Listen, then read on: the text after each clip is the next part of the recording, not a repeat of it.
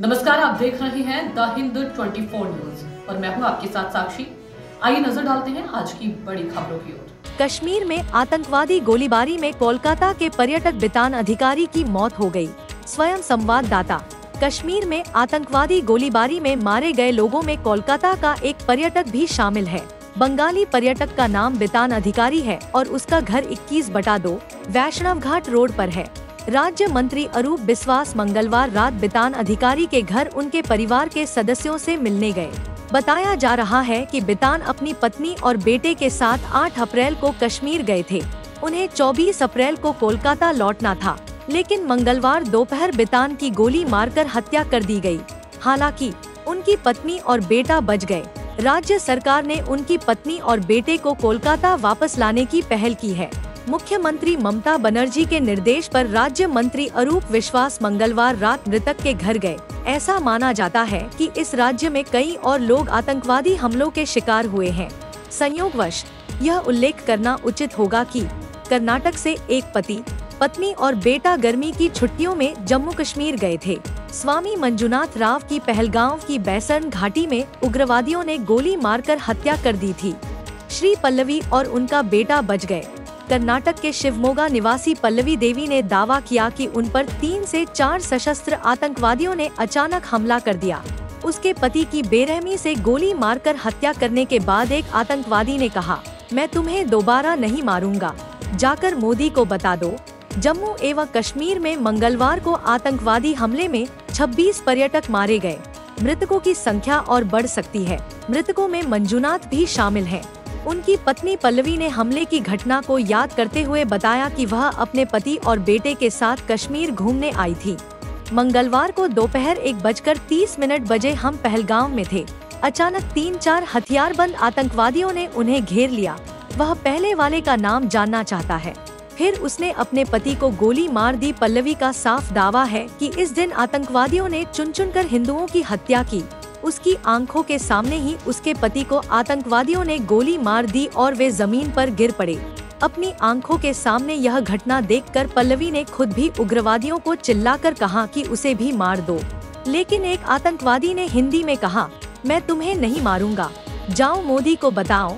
पल्लवी देवी ने यह भी कहा कि जब आतंकवादी उन पर हमले के बाद क्षेत्र से चले गए तो स्थानीय अधिकारी उनके पति के शव को लेने के लिए आगे आए ताकि वह उसे घर ले जा सकें। कर्नाटक की हाल ही में विधवा हुई पल्लवी ने एक अनुरोध किया है। कर्नाटक के मुख्यमंत्री शिखर रामिया ने सोशल नेटवर्किंग साइट्स पर पहलगांव में हुए आतंकवादी हमले की निंदा की है।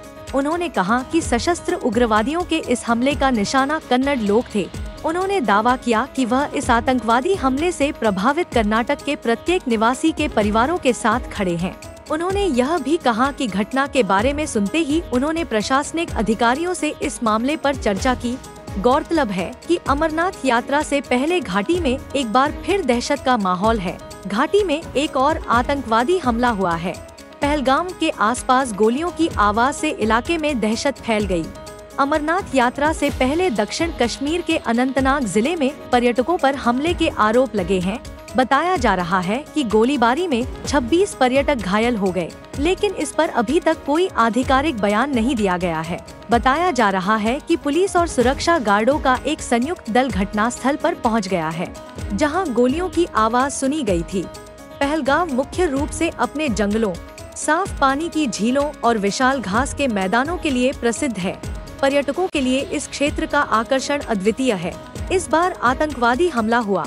ऐसा कहा जाता है कि उस क्षेत्र तक पहुंचने का एकमात्र रास्ता पैदल या घोड़े पर सवार होकर है। इस बार आतंकवादियों ने उस सुदूर इलाके में हमला किया। एक प्रशासनिक सूत्र का दावा है कि घायलों को पहले ही अस्पताल में भर्ती करा दिया गया है। संयोगवश मोदी सरकार का दावा है कि पिछले कुछ वर्षों में घाटी में आतंकवाद की पकड़ धीरे धीरे ढीली पड़ रही है, लेकिन हाल ही में कश्मीर के उपराज्यपाल मनोज सिन्हा यह दावा करते नजर आए कि घाटी में आतंकवादी गतिविधियां दिन प्रतिदिन बढ़ती जा रही हैं, जो बहुत चिंताजनक है। हालांकि 9 अप्रैल को मुंबई में एक सम्मेलन में प्रधानमंत्री मोदी ने कहा, पीढ़ियों से जम्मू कश्मीर के युवाओं ने बम, पत्थर और बंदूक चलाकर भविष्य को बर्बाद किया है। पहले देश के शासक दशकों तक इस आग को नहीं बुझा पाए, लेकिन अब स्थिति हमेशा के लिए बदल गई है। हमारी सरकार की दृढ़ राजनीतिक इच्छा शक्ति और संवेदनशीलता के कारण आज जम्मू कश्मीर के दिन बदल गए हैं। आज वहां के युवा विकास की राह पर चल रहे हैं। लेकिन उनके दावे को खारिज करते हुए मनोज ने रविवार को कहा, आतंकवादियों की गतिविधियां खासकर जम्मू में दिन प्रतिदिन बढ़ती जा रही हैं। यह बहुत चिंता का विषय है। इस बीच मंगलवार को जम्मू कश्मीर में फिर एक आतंकी हमला हुआ। इसका लक्ष्य हिंदू पर्यटक थे। हाँ, वो लोग कश्मीर गया था थोड़ा घूमने के लिए। क्या बोलेंगे, खबर क्या, वो लोग आया थे, भाई छुट्टी से आया है। आने के बाद वो लोग फैमिली मिल के गया है थोड़ा एंजॉय के लिए। मिसेस का तबीयत ठीक नहीं था और वो भी बहुत पाजियल था माथा में, सांसारिक कुछ प्रॉब्लम में इसका जो আমাকে খবরটা আমাদের রাজ্যের মাননীয় মুখ্যমন্ত্রী মমতা বন্দ্যোপাধ্যায় দেন।